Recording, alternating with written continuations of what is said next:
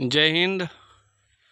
ये जो आप सामने देख रहे हैं ये मध्य प्रदेश और छत्तीसगढ़ के सबसे सुदूर क्षेत्र अनूपपुर ज़िले के अंतर्गत आने वाला बनगावा नगर परिषद का उच्चतर माध्यमिक विद्यालय है। यहाँ के प्रदेश के जो शिक्षा मंत्री हैं राव उदय प्रताप सिंह जी, उनको यह भवन दिखाते हुए और इस क्षेत्र का दृश्य दिखा करके प्रदेश सरकार जो आदिवासियों का उन्नयन और आदिवासी बच्चों का शिक्षा के प्रति बढ़ता हुआ रुझान दिखाने के लिए इस क्षेत्र की परिस्थितियां ही काफ़ी हैं। आप सामने देख सकते हैं ये जंगल है और यहाँ से नगर परिषद क्षेत्र जो शहरी क्षेत्र है लगभग 5 किलोमीटर है। हम यहाँ ये जो भवन देख रहे हैं सामने, ये यहाँ का जो आदिवासी छात्रावास है। यहाँ की परिस्थितियाँ ऐसी हैं कि यहाँ दूर दूर तक आबादी नहीं है, केवल आप लोग देख सकते हैं कि यहाँ जंगल और जानवर घूम रहे हैं। यहाँ की परिस्थितियाँ ऐसी हैं कि यहाँ बच्चे पढ़ने आने के लिए सोचेंगे 10 बार। सुरक्षा के मामले में देखा जाए तो यहाँ सड़क भी नहीं है, ना तो किसी प्रकार की बिजली की व्यवस्था है। स्थितियाँ देखकर तो लगता है कि किसी जंगल के बीच में स्कूल को एकदम फेंक दिया गया है। यह सरकार की शिक्षा के प्रति जो जागरूकता है उसको प्रदर्शित कर रहा है।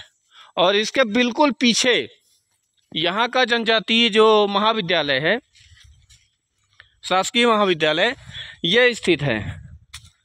इसकी भी हम आपको छोटी सी झलक दिखाने की कोशिश करेंगे, क्योंकि ये महाविद्यालय जो सामने आप देख रहे हैं, ये भवन मैं आपको जूम करके दिखाना चाहूँगा। ये सामने जो देख रहा है ये महाविद्यालय का भवन है। ये यहाँ की उच्च शिक्षा और हायर सेकेंडरी जो शिक्षा का स्तर क्या होगा,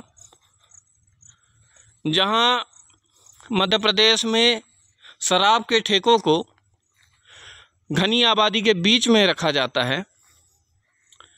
उपद्रवी लोग जहाँ जाके उपद्रव कर सकते हैं, वहीं शिक्षा के मंदिर को शहर से बाहर फेंक दिया गया है। हमारे साथ में कुछ यहाँ के स्थानीय लोग हैं, हम उनसे जानना चाहेंगे कि यहाँ शिक्षा का क्या स्तर होगा और यहाँ बच्चों को और शिक्षकों को आने में क्या समस्याएं आती हैं। आप थोड़ा अपना नाम बताएंगे भाई साहब? दीपक जी। यहीं से निवास करते हैं आप जी? ये कौन सा गांव है? भलमुड़ी। ये नगर परिषद बनगावा में ही आता है ना? और यहाँ पर सड़क है क्या? नहीं, बिल्कुल। कितनी दूर तक सड़क नहीं है? यही मान लो 3-4 किलोमीटर। 4 किलोमीटर बिल्कुल सड़क नहीं है। और बच्चों को आने में क्या समस्याएं होती हैं? कोई सड़क न होने के चक्कर में दिक्कत। सड़क नहीं है। सुरक्षा के मामले में क्या यहाँ पर खतरा है? सुरक्षा के मामले में उपद्रवी लोग तो आते होंगे? नहीं, वैसा कुछ नहीं है। ऐसा कुछ नहीं है। हाँ, बच्चे नियमित रूप से यहाँ शाला में आते हैं, अटेंडेंस अच्छी रहती है यहाँ बच्चों की। अब ये एक हमारे और बंधुवर हैं, इनसे भी जानना चाहेंगे कि क्या यहाँ के हालात हैं। आप क्या चाहते हैं कि इस क्षेत्र का किस स्तर तक विकास किया जाए? यहाँ के हालात है, ये सड़क नहीं होने के कारण पढ़ाई लिखाई में लड़के लोग नहीं आ पाते हैं। थोड़ा ऊपर बोलिएगा। पढ़ाई लिखाई में लड़के लोग सड़क न होने के कारण नहीं आ पाते हैं बहुत लोग। अच्छा, जैसा कि आप बता रहे हैं कि यहाँ सड़क के अभाव के कारण बहुत सारे छात्र पढ़ने के लिए नहीं आ पाते हैं। हाँ। बरसात में तो और भी हालत परेशानी वाली होती होगी। यहाँ हमारे आम आदमी पार्टी के जिला उपाध्यक्ष सुखलाल रावत जी हैं, हम चाहेंगे कि वो भी ऐसी परिस्थितियों पर कुछ अपना प्रकाश डालें। देखिए, जहाँ तक है, मैं यहाँ का निवासी भी हूँ और कुछ साल पहले ये हायर सेकेंडरी पहले राजनगर बीच मार्केट में हुआ करती थी और उसको उठा करके यहाँ ला दिया गया है, जिसमें हमको देखने को मिल रहा है कि जो कम उम्र के छात्र छात्राएं हैं उनको आने में लेट भी होता है, सुविधाएं भी होती हैं। और जहाँ तक बच्चियों का सवाल है, छात्राएं जो हैं उनको यहाँ के कुछ उपद्रवी लोगों से भी खतरा मंडरा रहा है। इसलिए हम तो चाहते हैं कि इसकी अच्छी रोड होनी चाहिए, जो इस सड़क का निर्माण नहीं हुआ है। और ये बस मार्केट से उठा करके जंगल में फेंक दिया गया है। यहाँ बच्चों को आने जाने में असुविधा भी होती है। और जहाँ तक बरसात का समय जब आता है तो रोड इतना कीचड़ हो जाता है कि बच्चे स्कूल तक नहीं आ पाते हैं। इसलिए ये सब को देखते हुए हमको लगता है कि इसमें रोड की विशेष आवश्यकता है। और जो छात्राएं हैं उनको दरिंदरों और खतरनाक लोगों से सुरक्षित रखने के लिए हम चाहते हैं कि विद्यालय वाहन भी एक होना चाहिए, ताकि बच्चे सुरक्षित रूप से टाइम से स्कूल आ सकें और टाइम से घर जा सकें। मैं ये कहना चाहूँगा। और बाकी समस्याएं तो बहुत हैं। इसके पीछे देखेंगे तो शासकीय महाविद्यालय है जो बिल्कुल और नाले के किनारे में है। बच्चे पढ़ते कम है, घूमते ज़्यादा हैं। वहाँ पानी भरा रहता है, उसका भी डर रहता है। कीचड़ में, जंगल में यहाँ कीड़े मकोड़ों का भी डर रहता है। आए दिन से यहाँ बंदर भालू घूमते रहते हैं, इसका भी डर रहता है। हम चाहते हैं कि इसको देखते हुए इसकी व्यवस्था कराई जाए, ताकि यहाँ के छात्र छात्राएं, यहाँ के रहने वाले निवासी भी सुरक्षित रहें। जैसा कि हम देख रहे हैं कि ये विद्यालय अभी नवनिर्मित भवन में है, फिर भी इसके अंदर जाने से हमको यह आभास हुआ कि इसको बनाने में जो भी मटेरियल है उसकी गुणवत्ता से बहुत बड़ा खिलवाड़ किया गया है और बहुत बड़ी लापरवाही दिखाई दे रही है। अभी ये नया इसी साल चालू किया गया भवन है और इसमें कई जगह हमने देखा कि भवन में सीपेज आ रहा है और लीकेज की भी समस्याएं हैं।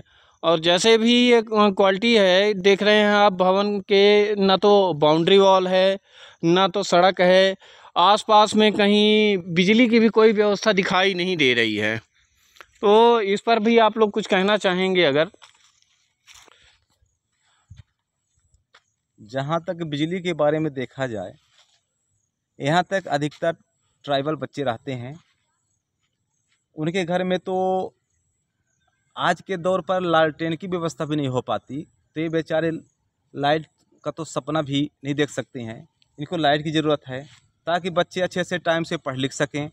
और इसके साथ साथ कई समस्याएं हैं, जैसे घर में कीड़े मकोड़े आदि, इनका भी डर बना रहता है, ताकि लाइट के चलते कई समस्याओं को झेलना पड़ता है।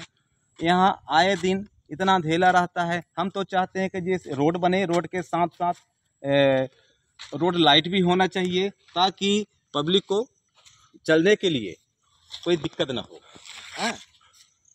और यहाँ जहाँ तक देखते इतना जंगल दिख रहा है, यहाँ आपको छोटा सा एक दृश्य और दिखाना चाहूँगा कि विद्यालय से मुश्किल से 50 मीटर की दूरी में भी आपको यह सांप का बिल दिखाई दे रहा है। आप समझ सकते हैं कि यहाँ की स्थितियाँ कैसी होंगी। यहाँ ये दीमक का बिल, ये देखिए, भवन में कब सांप घुस जाए, कब खतरनाक जीव जंतु घुस जाएं और छात्रों को वो काट भी सकते हैं। आप देख रहे हैं ऐसे पेड़ जो रहते हैं पलाश के, ये जंगलों में ही अक्सर दिखाई देते हैं। ये यहाँ की भौगोलिक स्थिति आप देख लीजिए। और क्या यहाँ नगर परिषद को इस भवन को स्थानांतरित करने की आवश्यकता आन पड़ी, ये समझ में नहीं आ रहा है। जबकि हम स्वयं इस विद्यालय में पढ़कर अपनी शिक्षा, जो कि भवन राजनगर के एकदम मध्य में स्थित था, ऐसी भी नहीं स्थितियां नहीं थी कि इस भवन के लिए वहाँ पर पर्याप्त ज़मीन नहीं थी। वहाँ पर्याप्त ज़मीन की व्यवस्था भी थी। नगर के बीच में होने के कारण वहाँ पे छात्रों की सुरक्षा भी सुनिश्चित की जा सकती थी। पास में ही आबादी का क्षेत्र था, बच्चे बड़े उत्सुकता से आते थे और पढ़ाई करते थे। और आज का हाल ये होगा कि बीच जंगल में स्कूल को फेंकने के कारण